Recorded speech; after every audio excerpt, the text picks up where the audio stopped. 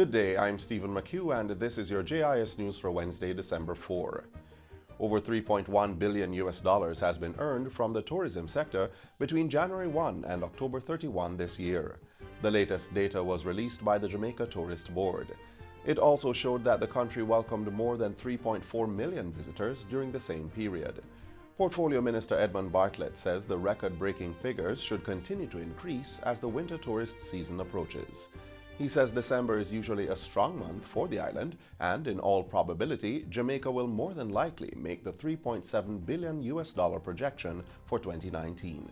Minister Bartlett says the figures put the island on track to surpass the Tourism Ministry's 5-pillar growth strategy set in 2016. At the time, projections for visitor arrivals over a 5-year period would be 5 million, while tourism earnings would increase to $5 billion.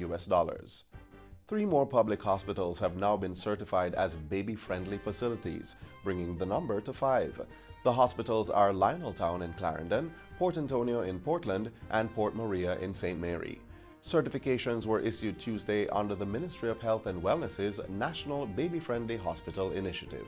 We need to get back to basics, and we need to embrace the traditional approaches as it relates to lactating mothers, as it relates to development of our newborns. And there is very little technology that is going to change that reality, that the breast is best. The National Baby-Friendly Hospital Initiative aims at creating a healthcare environment which supports breastfeeding. This is done by way of training mothers to breastfeed exclusively for the first 6 months, followed by complementary foods and continued breastfeeding for 2 years and beyond. This week's certification ceremony also served as the launch of the National Young Child and Infant Feeding Network. It comprises 38 support groups, healthcare staff, parish infant and young child feeding committees, and hospital infant feeding committees. The aim of the network is to provide practical care and support for the mothers and other caregivers in alignment with the fact that childcare is not only the mother's job, but rather a community effort. Government has outlined 10 major development plans for Port Royal.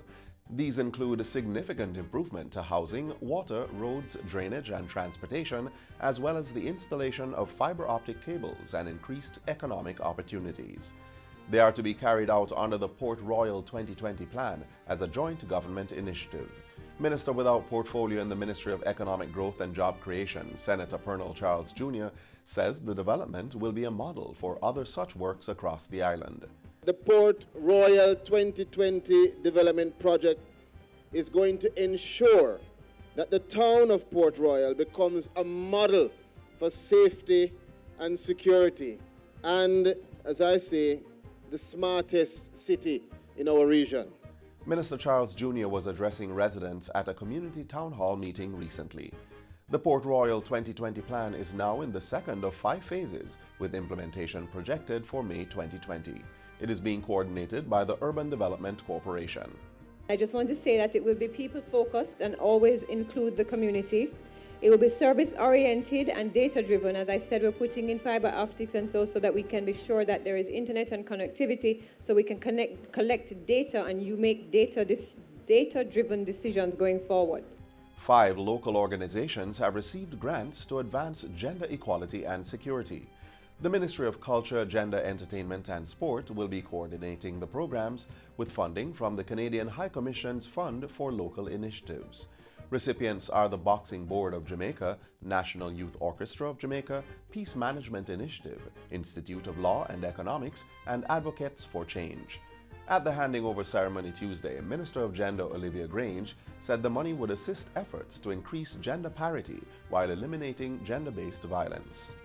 The play and the transformative effects they can have on social and behavioral change, especially among the most vulnerable and disenfranchised within society. I say thanks to the Canadian government for its ongoing partnership. Canada is here to partner with Jamaica in ensuring that there is no excuse for abuse, and that we will all stand up and talk up the importance of ensuring that our women and girls are safe and that the communities are free of violence as well. The selected projects will be given the funds by the end of March 2020. The Ministry of Culture has launched a project aimed at preserving reggae, titled Children of the Icons and Emerging Artists. The initiative will engage young reggae artists in a series of development programs. That includes an all-island roadshow featuring emerging reggae acts. Portfolio Minister Olivia Grange made the announcement during last night's official launch ceremony for Reggae Month 2020.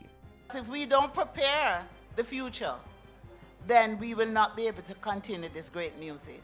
And so I want you to look forward to seeing these young performers. There's some really great performers that are emerging. Coffee is one such performer. Minister Grange says work is also ongoing on the implementation of an insurance fund for entertainers. This fund is to cover life, health, maternity, and pension, among other personal insurance benefits. Observed annually throughout February, Reggae Month is supported by the Culture and Tourism Ministries, with activities organized by the Jamaica Reggae Industry Association, JARIA. The theme for the 2020 celebration is Catch the Rhythm. And that's it for JIS News Today. I'm Stephen McHugh. Thanks for watching.